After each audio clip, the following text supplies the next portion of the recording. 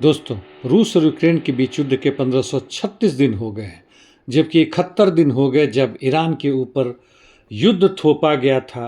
हालांकि पिछले 31 दिनों से तकरीबन शांति है।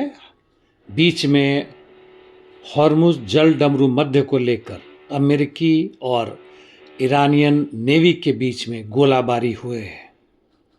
विजय दिवस का आज 81 वर्ष है, जो 1945 में 9 मई को नाजी को हराने के बाद से सोवियत रूस ने शुरू की थी, स्टालिन के भाषण के बाद से।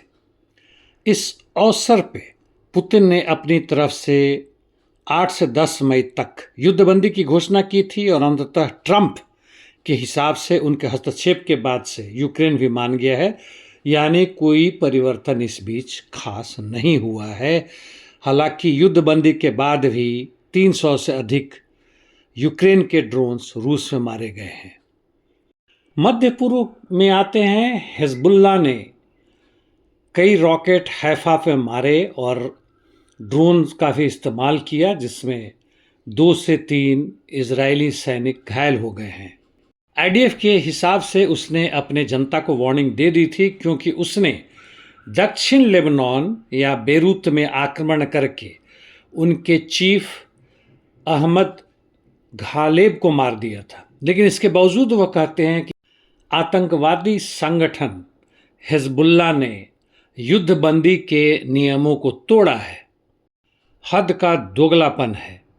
अमेरिका इस बीच एम्बेसडर लेवल, जिसमें मिलिट्री रिप्रेजेंटेटिव भी होंगे दोनों देशों के, यानी इजराइल और लेबनान के, मीटिंग करवाएगा और उसका मुख्य मुद्दा होगा हिजबुल्लाह को कैसे डिसआर्म किया जाए।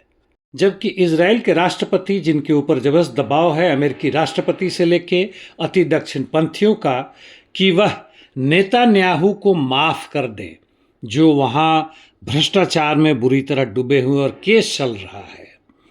हालांकि नेतान्याहू ने अपने एप्लीकेशन में अपनी गलती नहीं मानी है, अपनी अपराध के नहीं कबूला है।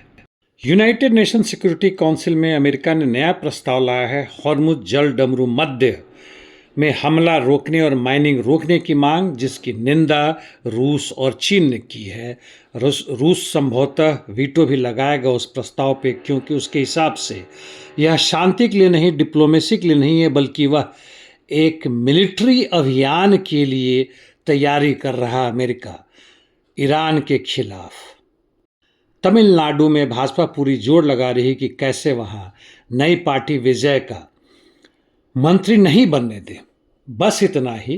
धन्यवाद।